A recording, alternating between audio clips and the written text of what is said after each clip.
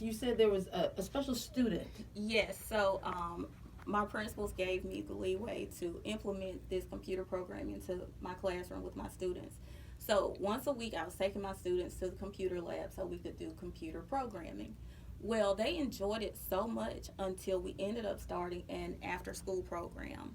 And I had a special needs student who didn't really excel academically, but he did fantastic with computer programming. And for the first time, he was able to help students who normally would have to help him. So it was a huge confidence boost. His grandparents were telling me that, they saw an improvement in his behavior. And it was just an overall way to improve the student. He enjoyed coming to school now because he liked being successful at something, and computer programming gave him that.